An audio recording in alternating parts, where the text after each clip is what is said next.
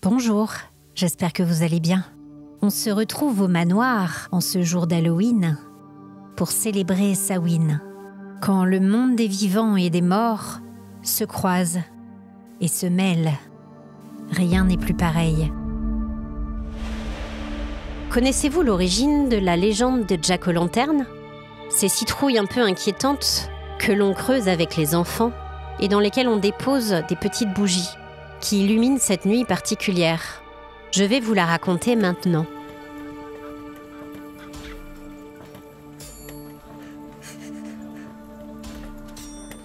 Le vieux Jack regarda d'un œil mauvais son apprenti marteler le fer rougeoyant sur l'enclume de la forge. Le jeune garçon, âgé d'à peine 12 ans, avait les joues brûlées par la chaleur infernale. Il ne se plaignait pas. Il savait que dans le cœur de son maître, il n'y avait pas de pitié et que toute plainte serait suivie d'une volée de coups de bâton. Il espérait juste pouvoir finir rapidement sa journée pour pouvoir manger un peu de cet ignoble pain rassis qui constituait sa nourriture depuis qu'il était arrivé chez le vieux Stingy. « Allez, mon garçon, du nerf! Tu tapes comme une femmelette! Veux-tu goûter ma canne ?» Jack se réjouit en voyant l'enfant baisser la tête et tenter de taper plus vite et plus fort. Il ricana et cracha par terre. Je suis assoiffé. Je vais prendre un verre au pub. Quand je reviens, je veux que tout ce tas de clous soit terminé. La commande doit être prête pour demain. Et crois-moi, tu ne mangeras pas avant d'avoir terminé.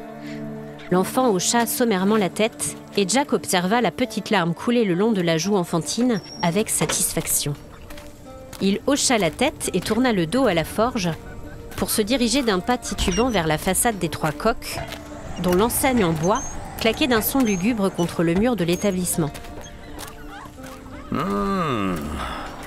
C'est la nuit de Samhain, et on a du vent à décorner les bœufs.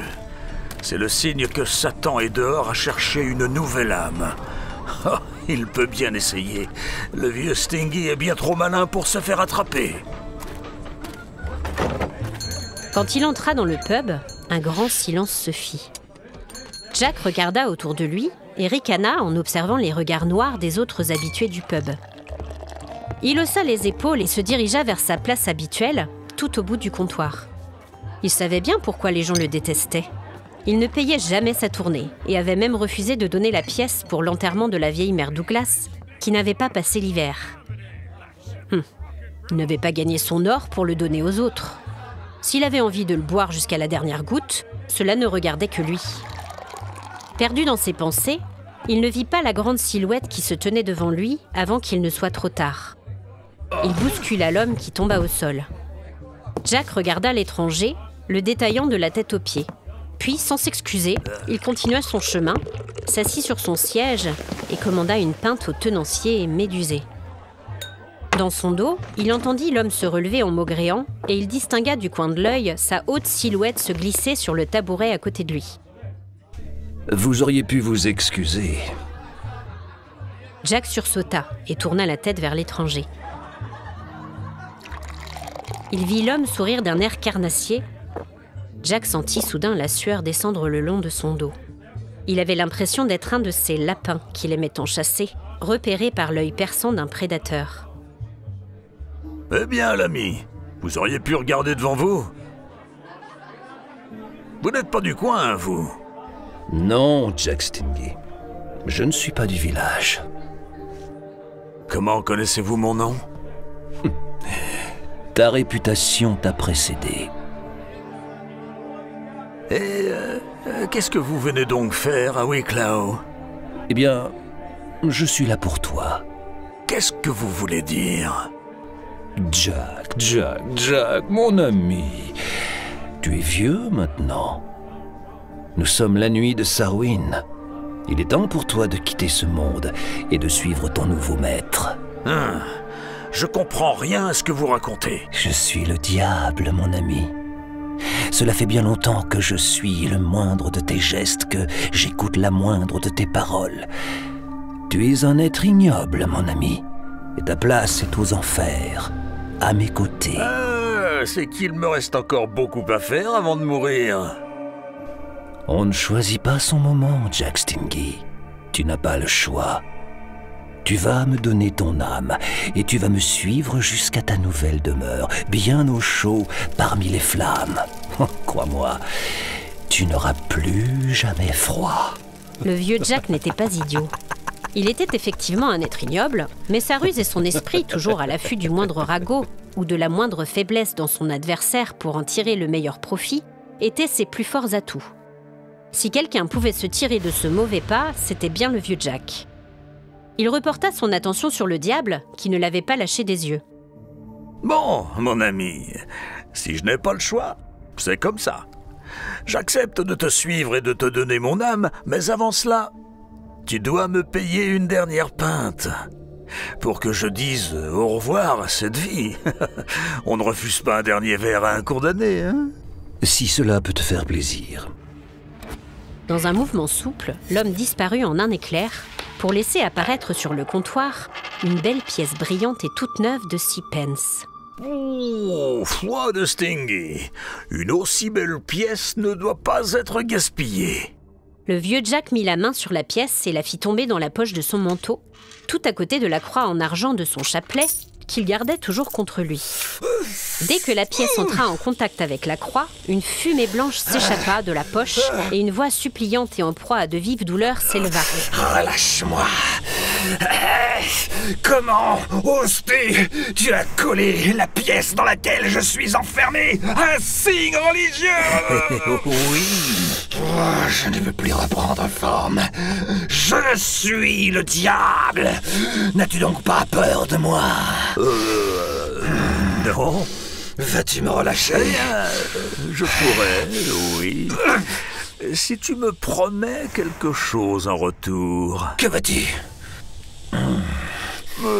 Tu me laisses 10 ans de plus à passer sur cette terre. Tu es dur en affaires, Jack Stingy. Je te l'ai dit. J'ai encore beaucoup trop à vivre. Très bien. Je t'accorde ce délai. Et maintenant, laisse-moi partir. Le vieux Jack repêcha la pièce au fond de sa poche et la lança en l'air. Elle ne retoucha jamais le sol, et le grand homme furieux claqua la porte en sortant du pub. Jack le regarda partir en ricanant et commanda une nouvelle pinte. Ah, tu croyais m'avoir aussi facilement? Le vieux Jack est aussi rusé qu'un renard. Et tu l'as appris à tes dépens, mon ami. 10 ans s'écoulèrent. Le vieux Jack continua ses activités, ne devenant pas plus serviable ou gentil. Il était devenu cependant beaucoup plus riche, même s'il entassait sa fortune dans des caisses à la cave, de peur qu'on ne le vole. Il avait changé d'apprenti 2 fois. C'est fou comme les enfants étaient fragiles. Il avait fini par prendre femme aussi. Une jolie petite du village qui lui avait tapé dans l'œil. Son père avait été bien content d'accepter son argent en échange de sa fille. Après tout, il avait 12 autres bouches à nourrir et les temps étaient rudes. Devenir la femme d'un des hommes les plus riches de Wicklow, cela valait bien des sacrifices. Au moins, elle savait bien se tenir et lui préparait de bons repas quand il rentrait du pub. Il soupira et massa sa jambe tordue en s'appuyant sur sa canne. La nuit de Samhain, ses vieux os le faisaient toujours souffrir. Il avait l'impression que l'humidité entrait jusque sous sa peau. Il avait eu un accident il y a quelques années. Son vieil âne avait rendu l'âme alors qu'il était sur son dos, et la bête en tombant l'avait coincé sous son poids. Il avait eu beau crier, il avait dû attendre un temps fou pour que quelqu'un daigne venir l'aider. Il était sûr qu'ils avaient fait exprès de le laisser souffrir là, au milieu du chemin. Sa jambe avait failli être coupée, mais finalement on avait réussi à la sauver. Elle s'était mal remise en revanche, et depuis il boitait, se traînant à l'aide de sa canne entre la forge, sa maison et le pub. Et les soirs d'hiver, sa hanche le faisait particulièrement souffrir, ainsi que son tibia. Le vieux Jack sortit sa montre à gousset de sa poche et vit qu'il était presque l'heure de rentrer dîner. Il allait prendre un dernier verre aux 3 coqs pour célébrer Samhain, et après il rentrerait. Sa femme avait intérêt à tenir le repas au chaud. Il suivit le chemin de terre qui menait à travers le verger vers le village. Quelques pommes étaient encore sur l'arbre, finissant de pourrir avant les premières neiges. Alors qu'il s'approchait d'un pommier, une voix le fit s'arrêter, et un long frisson remonta le long de son échine. « Eh bien, Jack Stingy, es-tu prêt cette fois à honorer ta promesse? Je t'ai laissé 10 ans. Tu ne t'es pas repenti. Tu as même été encore plus mauvais qu'auparavant, et je pense que ta femme sera ravie d'apprendre ta disparition pour ne plus subir ta colère. Le vieux Jack se retourna et détailla la grande silhouette qu'il avait oubliée, et il se mit à penser furieusement à ce qui pourrait le sauver. Il s'en était déjà tiré une première fois. Il pouvait sûrement y parvenir encore. Ah, je suis content de te revoir, Satan. Je t'attendais. Tu sais bien mal dire. Écoute, bien sûr, je vais honorer ma promesse et te suivre. Mais je n'ai pas mangé et j'ai faim. Avant de partir, je voudrais attraper cette dernière belle pomme, tout en haut de cet arbre. Tu la vois ? Le diable leva la tête et distingua effectivement une pomme bien mûre accrochée à sa branche. Très bien, vieillard. Va la chercher, je t'attends ici. Et ne crois pas pouvoir m'échapper cette fois-ci. Oh, bien sûr que non. Mais, tu vois, ma jambe est tordue. Je n'aurai jamais la force de monter si haut. Et tu es jeune, toi. Jeune ? Bon, en tout cas, tu es en bonne forme. Peux-tu aller me la chercher ? Tu me prends pour ton serviteur ? Je suis Satan tout de même. Je ne vais pas m'abaisser à aller chercher un simple fruit pour un vieillard aigri. Écoute, cela ira beaucoup plus vite si tu vas la chercher. J'en ai au moins pour des heures. Le diable excédé leva les mains au ciel et commença à grimper dans l'arbre. Alors qu'il atteignait la pomme pour la cueillir, il sentit le tronc vibrer sous lui. Ah, mais qu'est-ce que tu fais, Jack Stingy ? Attends une petite minute. Voilà, j'ai terminé. Oh, qu'as-tu fait, malheureux ? Pourquoi ne puis-je plus redescendre ? Eh bien, c'est sans doute à cause de la croix que j'ai posée sur le tronc. Ah, tu es à nouveau bloqué par un signe religieux. Ah, c'est bien malheureux. Tu n'es qu'un menteur, Jack Stingy. C'est pas pour rien si tu voulais m'emporter, mon ami. Qu'est-ce que tu veux en échange de ma libération ? 3 fois rien. Tu dois me promettre de ne jamais prendre mon âme. Menteur et voleur. Très bien, je te le promets. Mais maintenant, relâche-moi. Le vieux Jack, satisfait, rangea la croix au fond de sa poche, fit un grand sourire en saluant du coin de son chapeau le grand homme furieux dont la tête apparaissait à travers les branches. Je te salue, mon ami. Je vais aller fêter ma longue et heureuse vie au pub. Ris bien, Jack Stingy, mais viendra un moment où tu t'en mordras les doigts. Et le vieillard ricanant s'éloigna, disparaissant dans les dernières lueurs du soleil couchant. 5 ans plus tard, la nuit de sa ruine, le vieux Stingy mourut dans son lit. Il passa dans la nuit au grand soulagement de sa femme, qui ne pouvait plus supporter ses sautes d'humeur et ses accès de violence. Elle ne fut pas la seule à se réjouir de la mort de l'horrible vieillard. Une fête fut même organisée dans les rues froides de la petite ville. Le vieux Jack, lui, avançait lentement vers les portes du paradis. Il rêvait déjà à de nombreux pubs et de jolies jeunes filles prêtes à l'accueillir. Alors qu'il frappait à la grande porte en bois, une petite ouverture grinça et 2 yeux sans âge se posèrent sur lui. Qui va là ?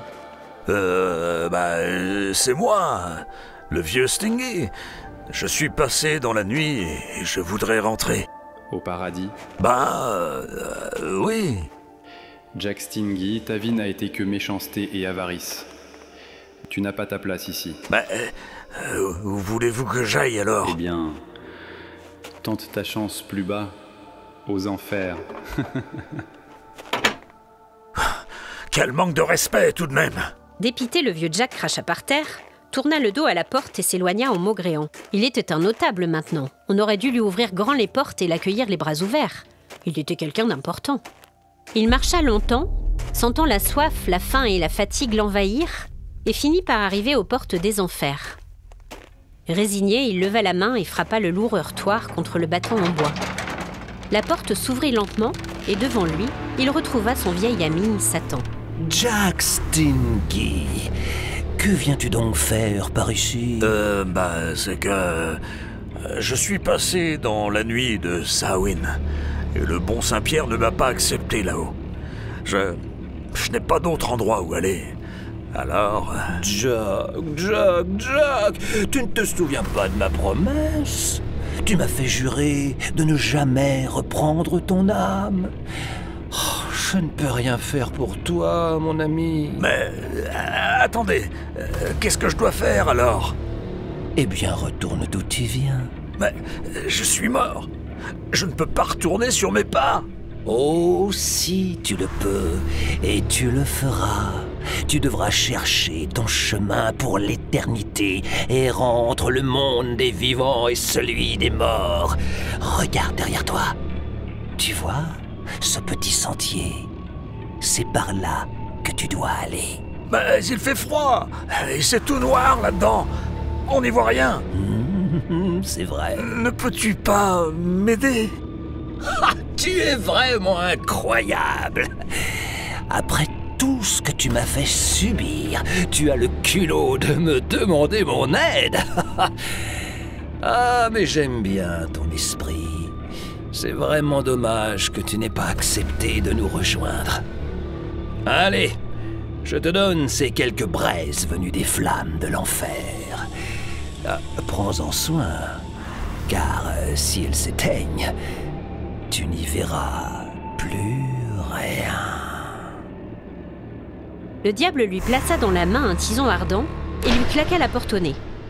Le vent autour du vieux Jack s'était levé et il voyait avec inquiétude les braises commencer à s'éteindre.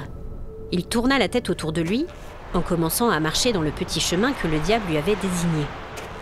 Il avisa sur le côté du chemin un champ de navets. Les légumes étaient à maturité, trônant fièrement sur la terre noire et riche de la campagne irlandaise. Il s'approcha et en ramassa un d'une belle taille. Il creusa sa chair blanche et plaça les braises au fond du trou qu'il avait formé. Il traça quelques petites entailles pour que la lumière des braises lui permette de voir un peu autour de lui, et il s'engagea sur le chemin qui filait éternel devant lui. La légende d'Halloween était née.